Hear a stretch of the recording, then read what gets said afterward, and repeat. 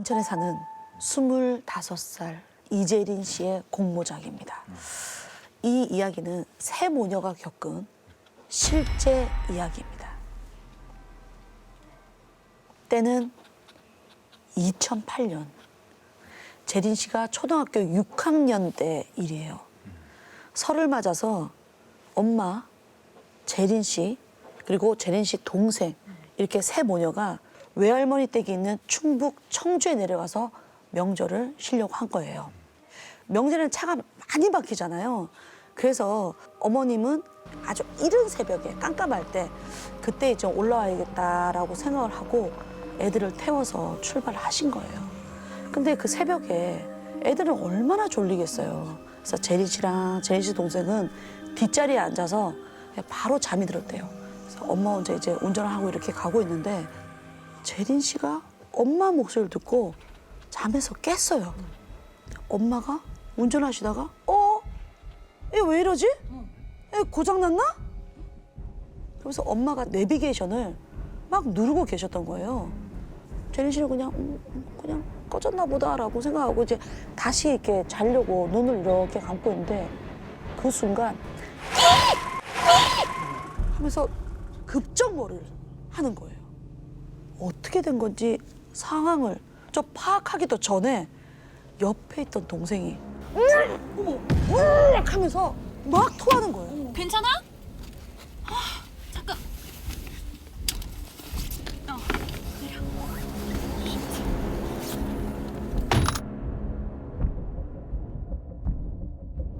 그래서 갓길로 겨우 막 차를 세우고 동생을 막 데리고 나가서 이제 막 토하는 걸 막 이렇게 이제 막 등 두들겨 주면서 둘러봤더니 주변은 온통 산인 거예요.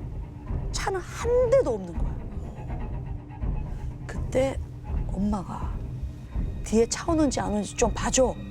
왜냐면 밤에 안개도 껴있고 막 이러니까 그래서 그냥 알았다고 이제 보고 있는데 건너편 쪽에 분명히 아무 불빛이 없었는데 희미하게 불빛이 산 쪽에 보이더래요. 저게 뭐지 해서 집중해서 자세히 보니까 산 중턱에 한 20명 정도 되는 남녀가 여럿이 모여 있는 거예요. 그리고 더 이상했던 건 다 머리를 풀어헤치고 하얀 옷을 입은 사람들이 손을 다 양손을 잡고 이렇게 손을 올린 다음에 빙빙 돌고 있는 거예요. 근데 더 이상한 건 처음에는 천천히 돌다가 그 다음부터는 엄청 빨라지는 거예요. 그래서 계속 도는 거예요. 산 중턱에서. 재린 씨는 그런 모습을 처음 보니까 너무 무서워서 엄마를 부른 거예요. 엄마. 근데 엄마가 쓱 둘러보더니 야, 이게 정신없게 왜 그래? 빨리 저기 차 오는지나 보라니까? 못 봤나 보다. 엄마 눈에는 안 보이는 거예요. 재린 씨만 이렇게 본 거예요. 약간 강강술래처럼 손을 이렇게 위로 치키고 막 이렇게 막 돌더니 갑자기 뚝 멈췄어요. 그 중에 그 머리를 산발한 여자가 재린 씨를 보면서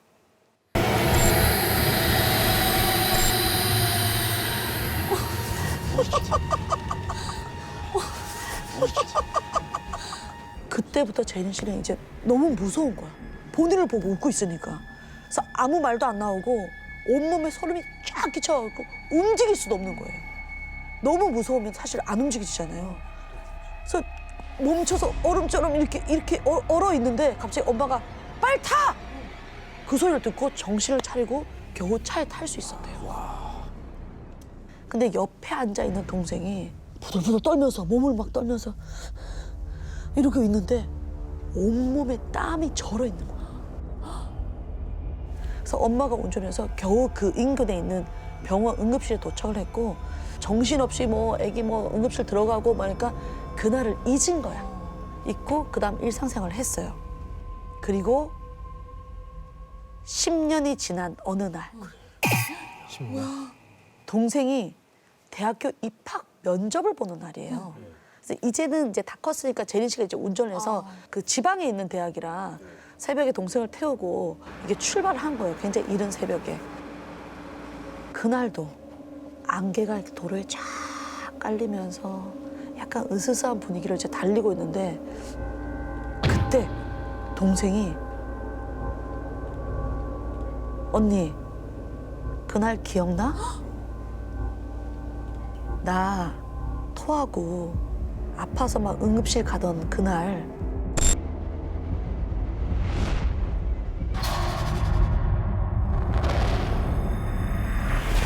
동생이 10년 전 있었던 일을 이야기를 이제 시작을 하는 거예요. 왜 토했나? 다 잊혀졌는데 동생이 그날 얘기를 하는데 뒷좌석에 창문에 이렇게 머리를 기대고 잠이 이렇게 들어 있었는데 약간 묘한 한기가 느껴져서 눈을 딱 떴대요. 근데 몸이 전체가 안 움직이는 거예요. 그래서 엄마를 부르려고 했어요. 몸이 이상하니까. 근데 목소리도 안 나오는 거예요. 완전 갇힌 거예요, 혼자. 그래서 겨우 막 끙끙끙 하다가 실눈만 살짝 떴는데 재린 씨가 자고 있고 엄마는 운전 중이고 그런데 이렇게 고개를 딱 들었더니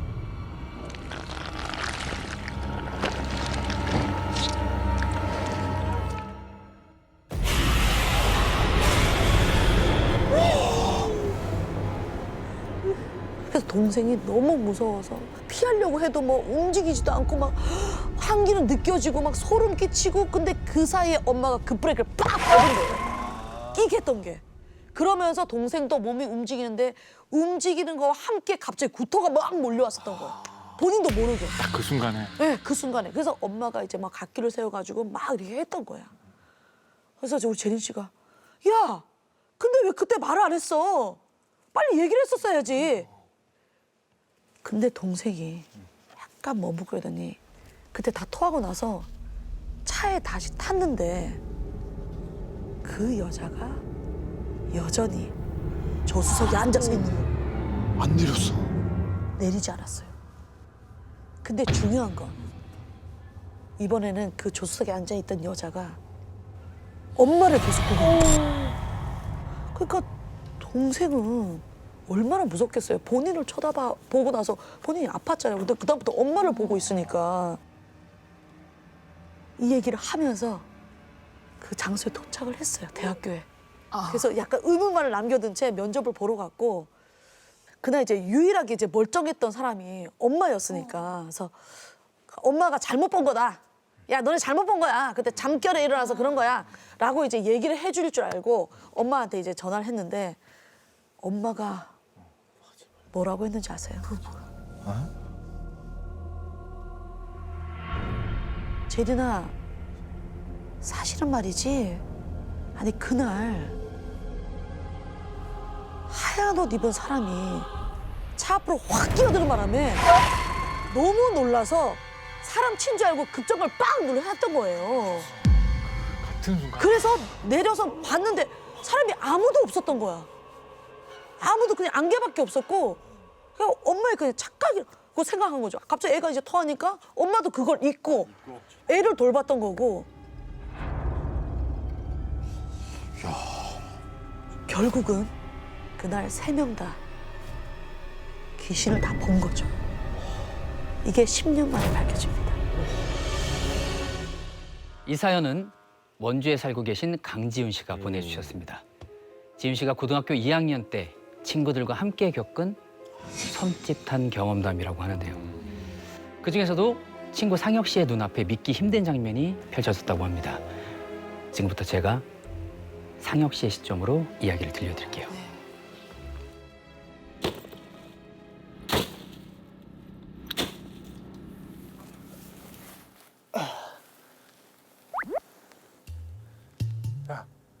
아무도 없는 거 맞지? 나 이제 간다. 아이, 분뱅고기를 처먹었나 더럽게 굶뜨네. 이러다 걸리면 내 손에 뒤지실 텐데. 괜찮으시겠어요? 저희가 도대체 뭘 하고 있냐고요? 다들 고등학교 시절 야자 째고 담 넘고 해본 경험 한 번씩 있잖아요. 그럼요, 그죠? 그럼요. 나 먼저 간다.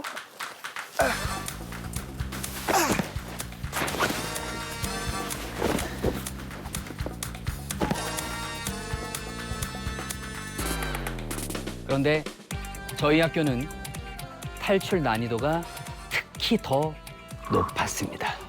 담장이 높은가 보다. 왜냐하면 학교가 치악산 중턱에 있었거든요. 아이고. 자, 학교 근처에서 멧돼지를 만나는 일도 흔해서 멧돼지랑 친구 먹는 경우도 더러 있었습니다. 대박.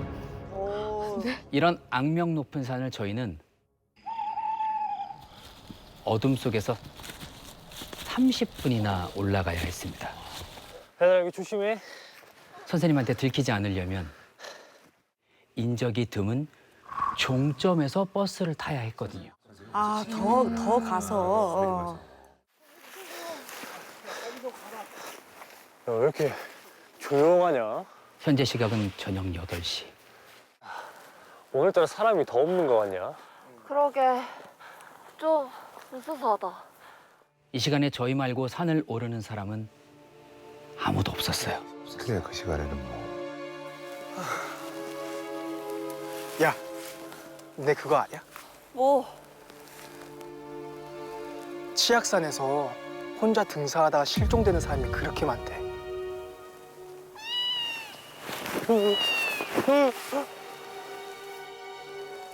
그런데 그 사람들 어디서 발견되는 줄 알아?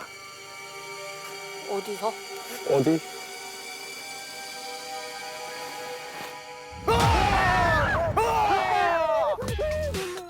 야, 그거 믿냐, 쫄기는? 야, 너 뒤졌어? 같이 가! 그렇게 긴장한 채 산을 오르다 보니 어느새 눈앞에 정류장이 보였어요. 얘 이뻐! 내가 먼저 물 마셔야지!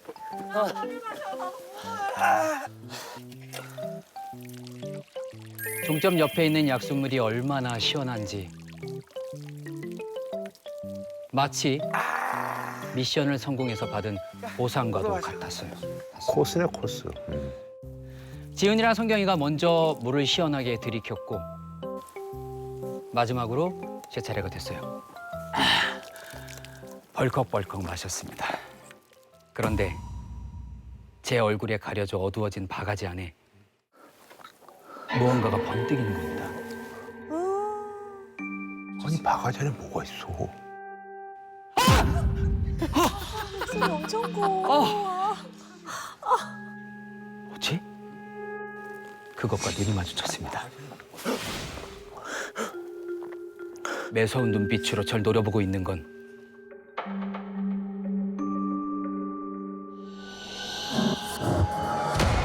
빨갛게 빛을 선 눈동자들이었어요. 눈동자들? 저는 그 속을 다시 한번 확인해야 될 것 같았습니다. 하지 마. 침을 한번 꼴깍 삼키고 슬며시 바가지 안을 들여다봤습니다. 하지만 잘못 본 게 아니었어요. 진짜 그대로 있어? 그 눈동자들은 아까보다 더욱 또렷하고 분노에 찬 눈빛으로 저를 날카롭게 노려보고 있었습니다. 아, 뭐야, 이거. 진짜 싫어. 온몸에 소름이 돋고 식은땀이 등줄기를 타고 흘러내렸어요.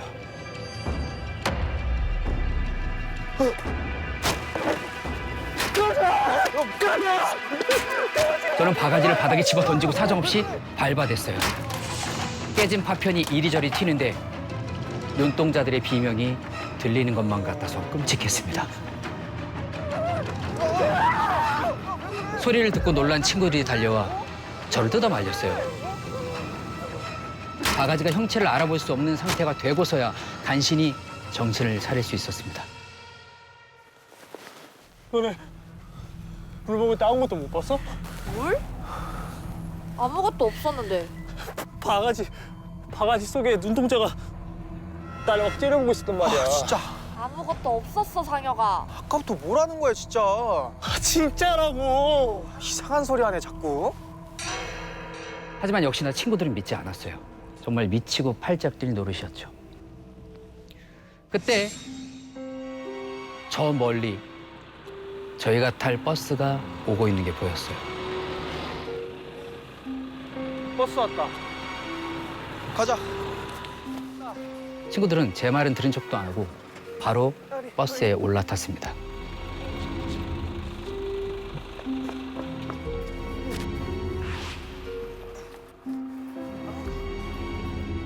왠지 찝찝한 느낌이 가시지 않아서 밥 먹으러 가자. 밖을 딱 내다봤어요.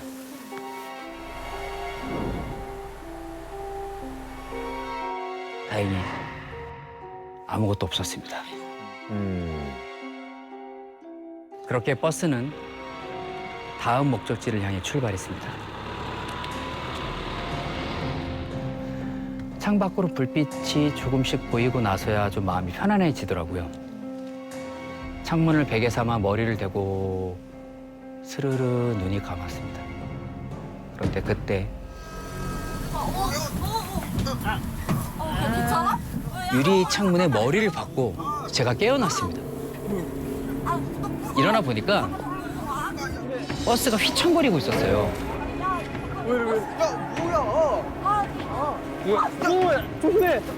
버스가 말을 듣지 않는 건지 브레이크 왜 이래? 기사님의 당황한 목소리가 들려왔습니다. 너무 아찔했어요. 위험해. 그때 삑 하고 버스가 급정거를 했어요. 얘들아, 괜찮아? 괜찮은 것 같아. 나도 괜찮아. 크게 다친 곳은 없어 보이더라고요. 이게 도대체 무슨 일인지 저는 상황을 확인하려고 버스 앞쪽을 쳐다봤어요. 아까까지는 분명히 버스에 저희밖에 없었거든요. 근데? 근데 주위를 둘러보니까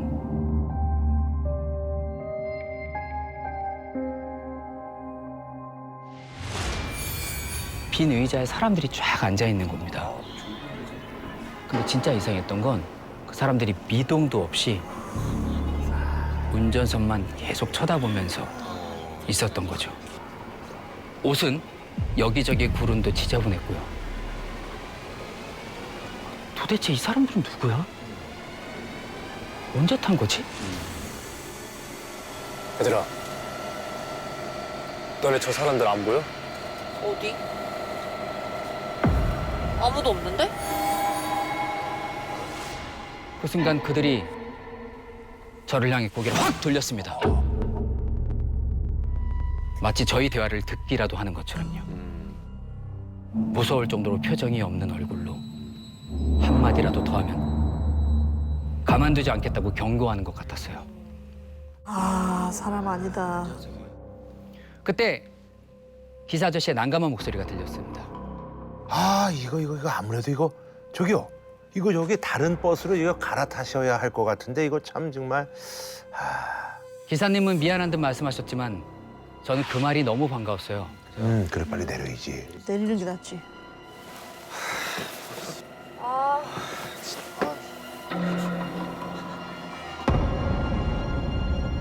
저는 조금이라도 더 빨리 이곳을 벗어나고 싶었어요.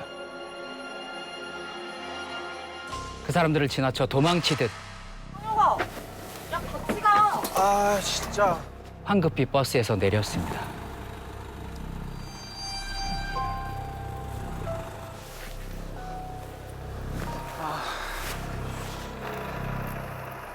얘들아, 우리 버스 언제 올지도 모르는데 그냥 택시 타자. 지금 잡아볼게. 뭐 택시는 뭔 택시야. 여기서 타면 돈이 얼만데. 택시 타자니까. 상혁아, 우리 5분만 기다려보자. 어? 근데 친구들은 급할 게 뭐가 있냐는 듯이 반대를 하더라고요. 저는 초조해졌고요. 그 순간에도 버스 안에서 광기 어린 눈빛들은 저를 노려보고 있었거든요. 어떡해. 금방이라도 버스에서 내려서 쫓아올 것 같아서 두려웠어요. 하지만 죽으란 법은 없다고 다행히 멀리 갈아탈 버스가 보이더라고요. 다행이다. 버스 왔다.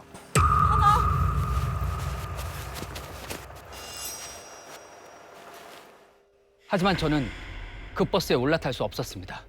왜? 왜냐면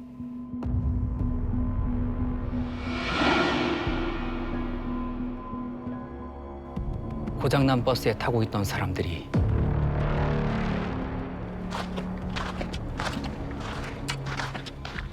하나 둘 다음 버스로 탔습니다.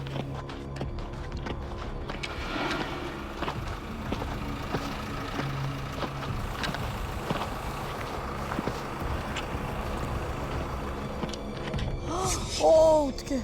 하지만 친구들은 아무것도 모른 채 앞줄에 앉아서 아 빨리 타. 너 때문에 못 가잖아. 빨리 타라고 재촉을 했습니다. 얘들아, 내려. 그러자 사람들이 일제히 고개를 돌려서 저를 쳐다보더라고요. 마치 제가 타는 걸 기다리는 것처럼요. 이거 타면 안 돼. 아 너 아까부터 왜 그러는데 진짜. 다리 좀 내려 보라니까. 좀 이따가 내가 다 설명해 줄게요. 아니 왜 그러는데. 지금 이야기해. 제 속도 모르고 도리어 짜증만 내더라고요. 그치. 이대로 친구들을 버스에 태워 보냈다간 정말 큰일 날 것 같았어요. 제발. 택시비 내가 낼게. 택시 타자. 아, 이거 저 학생 탈 거야 말 거야. 지금 저 배차가 밀려가지고 빨리 출발해야 된다고. 계속되는 다툼에 기사 아저씨도 한 소리 하시더라고요. 그래, 야 택시 타자. 죄송해요 기사님. 나가. 다행히 그때 성경이가 그냥 택시를 타고 가자고 제 편을 들어줬고 다행이다. 그러자 마지못해 지훈이도 버스에서 내렸죠. 다행이다. 저를 노려보던 그 존재들을 가득 실은 버스는 떠났습니다. 하지만 저는 불안감이 가시질 않았어요. 제가 겁에 질린 채 덜덜 떨고 있고 친구들이 저를 근처 식당에 데리고 갔습니다. 좀 이상한 걸 느꼈구나. 야, 뭔 일 있었어? 그러니까 말 좀 해봐. 너네 못 봤어? 뭘? 아니 아까 버스에서 사람들이 막 우리 쳐다보고 있었잖아. 아, 뭔 소리야. 버스 우리밖에 없었는데. 야, 너 장난친다. 아직 잠이 덜 깼구만. 진짜야. 그런데 친구들은 제 말을 믿어주지 않았습니다. 그런데 그때 긴급 속보입니다. 오늘 오후 9시경 강원도 원주시 평화사 거리에서 시내버스가 앞서가던 승용차를 들이받았습니다. 진짜로? 사고 났네? 그 뉴스를 보고 저희는 충격에 빠졌습니다. 제가 타지 말자고 말렸던 바로 그 버스였습니다. 우버있네. 버스에 타고 있던 15명이 사고로 부상을 입은 채 병원에 옮겨졌고 차는 형체를 알아보기 어려울 정도로 아이고. 심하게 망가져 있었어요. 그랬구나. 만약에 친구들이 끝까지 제 말을 들어주지 않고 저희가 그 버스에 탔으면 어떻게 됐을지 지금 생각해도 소름이 끼칩니다. 이번 사연은 부천에서 손선아 씨가 보내주셨는데요. 먼저 제보자의 인터뷰를 한번 들어보겠습니다. 모든 일은 제 고등학교 친구 은희로부터 시작이 되었습니다. 장난으로 시작한 이야기였는데 그로 인해서 제가 저주를 받는 상황이 생겼었습니다. 저주? 혹시 신화기담회 시청자분들 중에서 저에게 도움을 주실 수 있는 분이 있을까 싶어서 제보를 하게 되었습니다. 제가 소개했던 사연 중에 굉장히 많은 후기가 달렸던 이키닝교 혹시 기억하시나요? 네, 오른쪽. 어머니 다치시고. 이 사연이 아마도 이키닝교 2가 되지 않을까 싶은데요. 네, 재밌겠다. 한번 들으면 돌이킬 수 없는 이야기. 지금부터 시작하겠습니다. 우리도 들으면 안 되는 거 아니야? 7년 전 제가 고등학교 2학년 때 학원에만 가면 꼭 해야 하는 일이 하나 있었습니다. 그건 바로 분신사바 분신사바 오이테 쿠다사이. 아 이거 아직도 안 해. 분신사바. 분신사바 분신사바 오이테 쿠다사이. 당시 한창 공포물에 관심이 많았던 터라 친구들과 모이기만 하면 강령술뿐만 아니라 온갖 무서운 얘기를 해야 직성이 풀렸거든요. 그땐 그렇죠. 혹시 저주인형 본 적 있어? 내가 일본에서 공수해 왔거든. 특히 제 베프 은희가 그 분위기를 아주 맛깔나게 잘 살려서 쉬는 시간만 됐다 하면 다 함께 은희주의로 모여서 그래. 괴담회를 그런 시작하곤 거 잘하는 했습니다. 사람도 있어. 그날도 저와 친구들은 약속이나 한 듯 빠르게 은희 옆에 앉았습니다. 그런데 은희가 살짝 긴장을 한 것처럼 호흡을 가다듬더니 뭔데? 얼마나 무서운데? 아, 빨리 얘기해줘 얼른. 그래, 빨리 말해봐.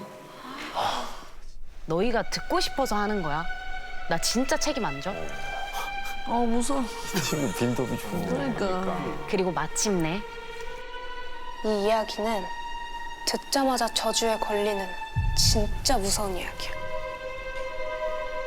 우리도 들으면 안 되는 거 아니야, 우리도. 한 동네에 외동딸을 키우는 젊은 부부가 있었대. 여러 번의 유산 끝에 귀하게 얻은 딸이라 금이야 오기야 정말 소중하게 키웠다고요. 그렇게 행복한 나날을 보내던 어느 날 남편의 출장으로 혼자 딸을 보고 있던 아내가 집에 딸을 두고 장을 보러 가게 됐는데 몇 시간 후에 돌아오던 길에 아내는 집 근처에서 뭔가를 목격하고 심장이 쿵 내려앉고 말아. 왜? 무슨 일인데? 멀리서 봐도 보일 정도로 집 현관문이 멀리서 보기에도 한눈에 들어올 만큼 활짝 열려 있었던 거야. 뭐 어떡해? 야, 누가 들어온 거야? 도둑인가? 그거는 근데 이 얘기를 해줘도 되나 모르겠네. 아니 이거 듣자마자 저주에 걸린다니까? 야, 괜찮다고. 빨리 말하기나 해. 진짜 괜찮은 거 맞지? 알았어. 아내는 신발이 벗겨지는 것도 모른 채 막 집 앞으로 뛰어갔어. 민지야, 민지야 어딨어? 엄마 왔어. 그런데 전망만이 가득한 집안. 서둘러 불을 켜자 그 광경은 정말 참혹했어. 여기저기 흩어진 옷가지들과 엉망이 된 서랍장, 또 마구잡이로 찍혀있는 발자국, 그리고 바닥에 떨어진 딸의 망가진 머리핀까지. 느낌이 안 좋다. 누군가 딸을 납치한 거였어. 아내는 서둘러서 경찰에 신고를 했고 출동한 경찰은 동네를 쥐잡듯이 수색을 해서 마침내 범인을 딱 잡았어. 딸은 찾았고. 그런데 그 범인이 딸의 행방에 대해서 입을 꾹 다물고 아무 얘기도 해주지 않는 거야. 악질이네, 악질이네. 결국 딸의 생사도 확인하지 못한 채 사건은 종결되고 말았어. 그 후 아내는 직접 딸을 찾아야겠다며 매일 밖을 돌아다녔어.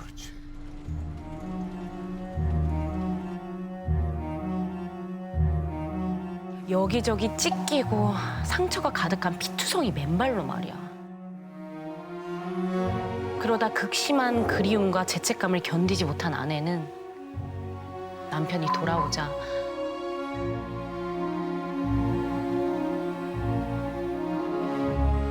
함께 목숨을 끊고 말았대. 에이, 끔찍하긴 한데 이건 그냥 범죄 사건 얘기잖아. 저주는 무슨 저주야. 잔뜩 기대하고 들었는데 소름이 확 돋는 그런 오싹함도 없고 살짝 좀 실망스럽더라고요. 그런데 그때 은희가 표정을 굳히더니 근데 진짜 무서운 건 지금부터 시작이야. 이 이야기를 듣게 되면 반드시 일어나는 일이 하나가 있어. 뭐냐면 딸 잃은 엄마 귀신이 눈앞에 나타나.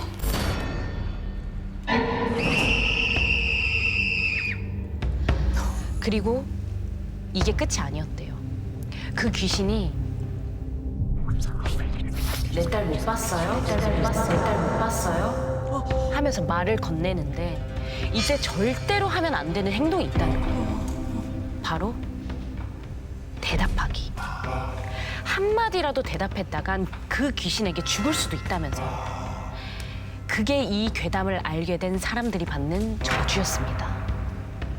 에이, 무슨 그런 찝찝한 괴담이 다 있냐? 진짜. 너희 앞으로 진짜 밤길 조심해야 된다. 알았지? 에이 박은혜 장난이 과해. 진짜? 하지만 저와 친구들은 그런 저주가 대체 어딨냐며 그 말을 무시했죠. 다음 날 늦은 오후 도서부였던 저는 도서 정리를 위해서 혼자 학교 도서관으로 향하게 됐습니다. 그런데 왜 이렇게 어두워? 불이 전부 꺼져 있는 도서관. 괜히 오싹한 기분이 든 저는 얼른 책을 정리하고 나가야겠다고 생각했죠. 경제학 800번대 맨 아래. 번대 맨 아래. 책장 너머로 누군가의 발이 보였습니다. 그런데요. 자세히 보니까 그 발 크고 작은 상처들이 가득해서 여기저기 피가 떡져 있는 맨발인 거예요. 맨발? 저는 은희가 해준 얘기가 떠올랐습니다. 그 괴담을 들으면 귀신이 나타나는 저주에 걸린다고 했잖아요. 깜짝 놀란 저는 확인을 위해서 조용히 몸을 일으킨 후 책장 중간에 있는 책을 조심조심 뺐습니다. 그러자 그곳에 서 있는 사람의 상체가 책 사이로 보이는데 그냥 평범한 분홍색 원피스에 가디건 차림인 겁니다. 에이, 그럼 그렇지. 사람이잖아. 무시하고 책 정리를 계속하려는 그때 딸 못 봤어요? 건너편에서 들려오는 음산한 목소리.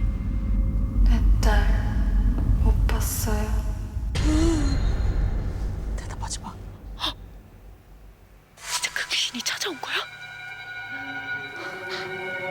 덜덜 떨리는 손으로 여자의 얼굴 쪽에 있는 책을 확 빼냈는데 감쪽같이 사라지고 없었습니다. 다행이다. 괜히 그런 찝찝한 얘기를 들어서 그래. 다시 정신을 차린 채 저는 빠르게 도서 정리를 마치고 책상에 앉아서 선생님이 오기만을 기다렸어요. 10분, 20분, 30분. 선생님이 오지 않자 잠시 눈을 붙이고 쉰다는 게 그만 엎드린 채 깜빡 잠이 들고 말았습니다. 얼마나 잠이 들었을까. 학생 일어나봐. 학생 일어나라니까. 경비 아저씨의 목소리더라고요. 다행이다. 얼마나 잔 건지 하며 일어서는 순간 그런데요. 전신 거울에 보이는 제 뒤에 있는 사람.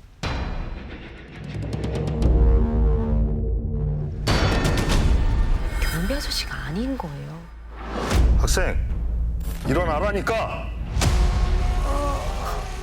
아까 봤던 분홍색 원피스를 입은 여자가 제 뒤에서 경비 아저씨 목소리를 흉내내고 있는 겁니다. 학생 일어나봐. 곧장 책상에 고개를 파묻었어요. 학생 일어나봐.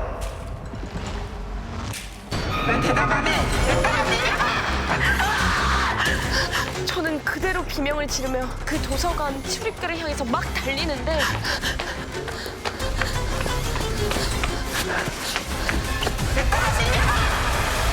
제 팔을 붙잡는 차가운 손. 학생 왜 그래?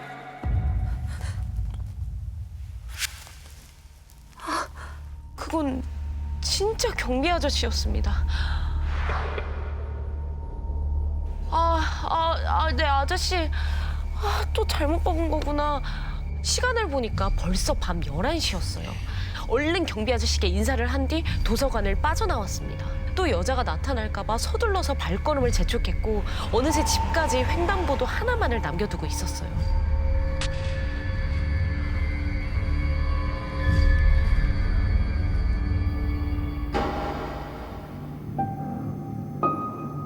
누군가 제 뒤에 바짝 붙어섰습니다. 본능적으로 그 여자라는 걸 직감했어요. 여기까지 절 쫓아서 찾아온 거예요.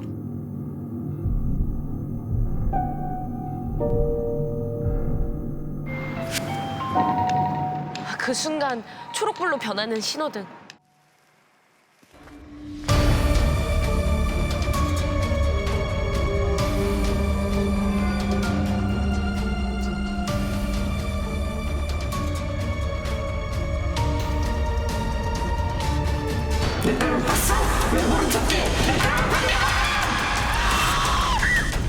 저는 그대로 정신을 잃고 쓰러졌습니다. 그날을 기점으로 학교, 학원, 놀이터 어딜 가든 저를 쫓아오는 여자 때문에 시름시름 앓기 시작했어요. 무섭겠다. 그리고 한 달 후 몸이 좀 괜찮아져서 오랜만에 학원에 갔더니 애들이 또 불을 다 꺼놓고 옹기종기 모여 있는 거예요. 그리고 그 가운데는 은희가 괴담을 시작하려고 하고 있었습니다. 어느 동네에 외동딸을 키우는 한 부부가 있었는데 뭐지? 반응이 좋았나 봐. 그 얘기하면 안 돼. 그 저주 진짜야. 너네도 다 듣지 마. 야.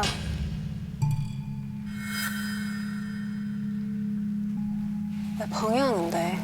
비켜. 그러면서 이야기를 계속 이어가려고 하는 겁니다. 지금까지 있었던 일을 전부 털어놓으면서 설득했어요. 그런데요, 제 얘기를 들은 은희의 반응이 뭔가 이상했습니다. 야, 그거 진짜라니까. 마치 기쁜 소식을 들은 것처럼 입가에 미소가 띄어지더니 너 진짜 봤어? 그 여자 진짜 본 거 맞아? 나 진짜 봤어. 그 여자 진짜 있었다니까. 그럼 이제 너한테 간 거네? 1년 전 은희는 누군가에게 우연히 이 괴담을 처음 듣게 됐다고 합니다. 그날 이후 저와 똑같이 그 여자가 눈앞에 나타났대요. 겁에 질린 은희는 저주를 풀기 위해서 미친 듯이 인터넷을 뒤졌고 마침내 찾은 방법이 바로 다른 사람에게 괴담을 전달하는 것이었어요. 그러면 괴담을 들은 사람에게 그 저주가 함께 넘어가기 때문에 더 이상 자신에게는 여자 귀신이 나타나지 않는다는 겁니다. 저도 이제 저주를 벗어나기 위해선 은희처럼 다른 사람에게 괴담을 퍼뜨리고 다녀야 하는 거였죠. 7년이 지난 얘기지만 저는 아직도 가끔 그 여자를 보곤 합니다. 은희가 알려준 저주를 푸는 방법, 사실이 맞을까요? 제 사연이 방송에 나가게 된다면 더 이상 그 귀신이 보이지 않는 걸까요? 부디 이 괴담이 널리 퍼지도록 도와주세요. 진짜 무서운 건 지금부터 시작이야. 이 사연은 32살 직장인 이한준 씨가 보내준 사연인데요. 제목처럼 이 아라뱃길로 출근하면서 겪은 일이라고 합니다. 제가 자전거를 타고 저기서 오고 있었고요. 저기 초록불 반짝이는 저쯤에서 뭔가 검은색 반원체가 물에 둥둥 떠 있는 거를 목격을 했고 처음엔 대수롭지 않게 생각을 했었는데 저랑 비슷한 속도로 계속 이동을 하는 것 같았어요. 그냥 물에 빠진 사람인가? 지금 살려고 나오는 건가? 라고 생각했는데 한 저쯤에서부터 어디? 귀신이 쓰러질 것처럼 하다가 다시 이렇게 기이하게 일어나는 그런 행동을. 오, 물귀신이야. 센데요. 6년 전 이제 다니던 회사를 그만두고 두어 달 정도 백수 생활을 즐기고 있던 어느 날 친형제나 다름없는 진우 형이 전화를 걸어왔어요. 야, 임마 너 저 그만 놀고 우리 회사 저 바쁜데 저 와서 일 좀 해. 뭐 들어보니까 뭐 조건도 괜찮고 무엇보다 숙소가 있다는 말에 바로 오케이를 했습니다. 곧바로 출근을 시작했고 숙소로 이사도 마쳤습니다. 이삿날 진우 형이 숙소를 근데 찾아왔더라고요. 근데 웬 자전거를 끌고 오셨어요. 뭐야 형? 안 어울리게? 형 요새 운동해? 야, 선물이야. 요 옆에 저기 아라뱃길 있잖아. 거기 있잖아. 자전거 도로 타면 엄청 빨라. 다음 날 저는 새 자전거와 함께 아침 일찍 출근길에 나섰어요. 시원스럽게 쭉 펼쳐진 아라뱃길 그 옆으로 난 자전거 도로를 신나게 달리는데 바람이 살랑살랑 기분이 너무 좋은 거예요. 그렇게 한참을 달리는데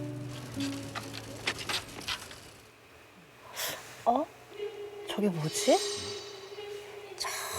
저기 멀리 강 중앙에 검은색 공 같은 게 둥둥 떠내려가고 있는 거예요. 근데 좀 이상했어요. 보통 물체라면 이렇게 물살을 따라서 떠내려가야 될 텐데 이 물살을 거슬러서 올라가더라고요. 뭐지? 달리던 자전거를 멈춰 서서 저게 뭘까 한참을 보고 있는데 그 물체가 점점 옆으로 가더니 반대편 강변에 도착한 거예요. 뭐야? 그 물체에서 팔이 쑥 나오더니 뭐야? 사람이었어? 수질 검사라도 하나? 혹시 자살을 하려다가 실패한 건가? 그렇게 생각할 수 있지. 대체 무슨 상황인 건지 궁금해서 계속 그쪽을 바라보게 되던데 바닥을 짚은 그 형체가 앞으로 기어 나가더니 천천히 몸을 일으켰어요. 그 형체는 잔뜩 젖은 긴 생머리에 검은 옷을 입은 여자였습니다. 오, 심상치 않아. 뭐야. 뭔가 이상한 기분에 그만 쳐다봐야겠다 하던 그 순간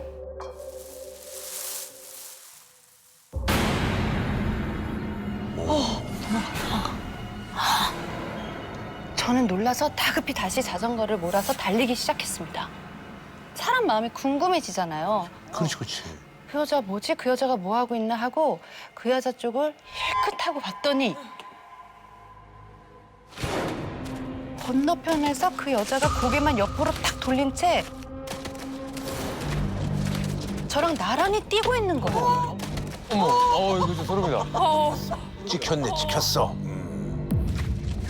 휘청거리다가 또 막 뛰고 또 쓰러질 듯하더니 휘청거리다가 계속 자기를 따라오는 거야. 뭐야 저거 뭐야 왜 따라오는 거야? 막 달리다가 옆으로 딱 보면 여전히 고개 들려서 저를 딱 바라보고 계속 뛰고 있는 거예요, 그 여자가. 회사까지 미친 듯이 계속 자전거 페달을 밟았고 건물 앞에 도착하자마자 뒤도 안 돌아보고 안으로 들어갔습니다. 그렇게 그날 하루를 보내고 어느새 이제 저녁이 되었는데 모두 퇴근한 후에도 저는 이렇게 혼자 남아서 일을 하고 있었어요. 그렇게 오랫동안 앉아 있었더니 몸이 좀 찌뿌둥한 거예요. 담배나 한 대 피울 겸 옥상으로 올라갔죠. 팔을 쭉 펴고 가볍게 스트레칭을 하는데 옥상 아래로 문득 제가 달리던 자전거 도로랑 그 뱃길이 보이더라고요. 그쪽을 강줄기를 따라가서 이렇게 쓱 보는데 설마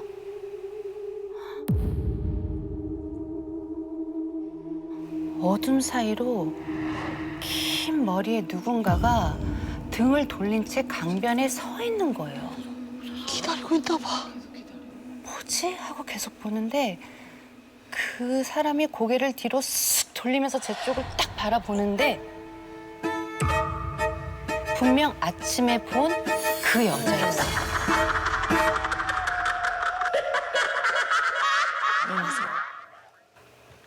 저는 서둘러서 사무실로 막 내려갔어요.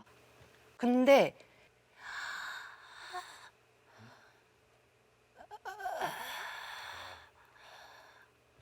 사무실 어디선가 희미하게 이상한 소리가 들리는 거예요. 벌써 왔나 봐. 아주 힘겹게 숨을 들이마시는 것 같아. 뭐야, 지금 이 사무실에 나밖에 없는데. 저는 너무 무서워서 후다닥 문을 열고 뛰쳐나왔어요. 근데 바로 그때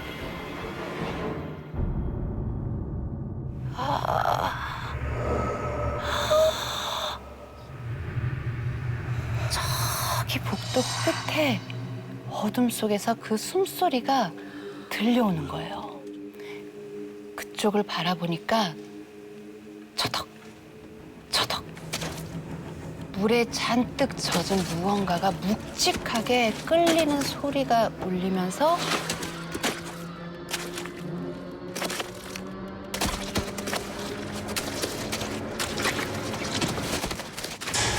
저는 순식간에 건물 바깥으로 뛰쳐나왔어요. 벌벌 떨리는 손으로 막 허겁지겁 자전거 자물쇠를 풀고 막 숙소 방향으로 막 달리기 시작했어요. 돌아보면 그 여자가 있을 것 같아서 페달을 막 세게 밟아서 숙소에 겨우 도착을 했는데 뒤를 딱 돌아봤어요. 근데 고요했어요. 그치만 어디서 또 나타날지 모르잖아요. 헐레벌떡 자전거를 묶고 띠띠띠띠 공동 현관 비밀번호를 누르는데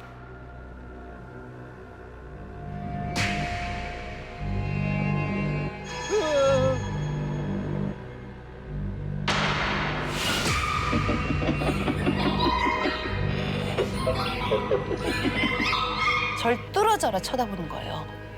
무서워. 그런데 그 여자 눈알이 없었어요. 마치 눈가가 눈 알을 퍼낸 듯이 쾅 뚫린 아주 흉측한 모습이었어요. 파였어. 그때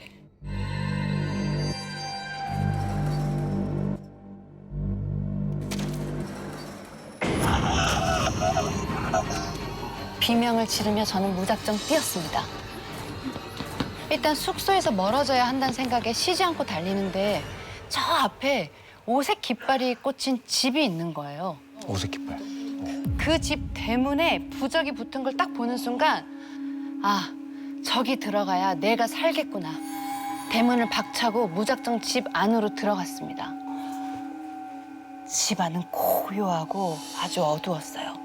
근데 한쪽 방 문틈 사이로 희미하게 불빛이 새어나오고 있더라고요. 문틈을 살짝 들여다보니까 그곳은 신당이었어요. 근데 갑자기 신당 문이 확 열리더니 이 고야년 어디 감히 가짜 홍시로 총각을 넘봐? 넌 뭐야? 새빨간 옷을 입은 무당이 나왔어요. 마치 제가 여기 올 줄 알았다는 듯 놀라는 기색도 없이 무당은 다짜고짜 저를 끌고 신당 안으로 들어갔어요. 그러더니 중얼중얼 주문을 외우기 시작했어요. 긴장이 풀리는지 눈앞이 점점 몽롱해져 가는데 갑자기 무당이 확 제 머리카락을 확 휘어잡더니 눈을 휘번덕거리면서 가위를 제 얼굴 쪽으로 갖다 대는 거예요. 뭐야? 뭐 하시는 거예요? 싹둑. 질끈 감았던 눈을 탁 떠보니까 무당의 손에는 머리카락 한 가닥이 들려 있었어요. 이놈아, 만신님 덕분에 산 줄 알아. 그러면서 방금 자른 제 머리카락을 쑥 내밀어 보이는데 머리카락? 이 머리카락이 빨간 거예요. 잠깐만, 나 검정머리인데 뭐야, 왜 빨갛지? 혹시 홍실이라고 들어본 적 있으세요? 청실홍실이요? 네. 어. 하늘이 맺어준 인연들에게만 묶이는 실이라고 하더라고요. 그런데 이 잡다한 원기들이 많이 모이는 이 강 같은 곳에서는 귀신이 자기를 알아봐주는 사람한테 가짜 홍시를 단다는 거예요. 그래서 그 홍시를 잡아당겨서 저승으로 끌고 간다는. 저승으로 간다. 그러니까 그 여자 귀신이 저한테 가짜 홍시를 달았던 거예요. 아이고 때마침 만신님이 큰 굿을 해두셔서 망정이지. 그날 낮에 유명한 큰 무당 한 분이 이 아라뱃길에서 굿을 하셨다는 거예요. 그래서 강에 있던 잡기들의 운기와 살기가 약해졌고 여자 귀신이 저한테 한 해코짓도 이 정도로 그칠 수 있었다는 거죠. 설명을 마친 무당이 이제 홍실, 그러니까 제 빨간 머리카락을 촛불에 갖다 댔어요. 근데 촛불이 꺼지는 거예요. 오, 뭐야? 원래 CD 타야 되는데? 몇 번을 다시 켜도 옆에 누가 일부러 끄는 것처럼 픽픽 하고 꺼져버렸어요. 어허, 요년 봐라. 혼자선 절대 안 간다고? 아휴, 참. 또 하나 죽어나가겠네. 넌 홍시를 끊어냈으니 안전할 거라는 무당 말에 저는 감사 인사를 드리고 밖으로 나왔습니다. 네, 다행히 그 이후로 여자는 저의 눈에 띄지는 않았어요. 이제 무서워서 아라뱃길로는 절대 다닐 수 없었지만요. 그러던 어느 날 제가 우연히 어떤 기사를 읽었는데 전 진짜 망치로 머리를 얻어맞은 듯한 충격에 빠질 수밖에 없었어요. 그 기사는 제가 일을 겪은 그 아라뱃길에서 어떤 남자가 자전거를 타고 가다가 숨진 채로 발견됐다는 내용이었거든요.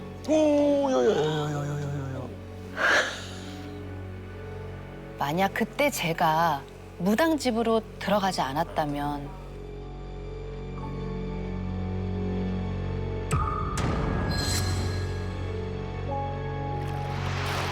어떻게 됐을까요?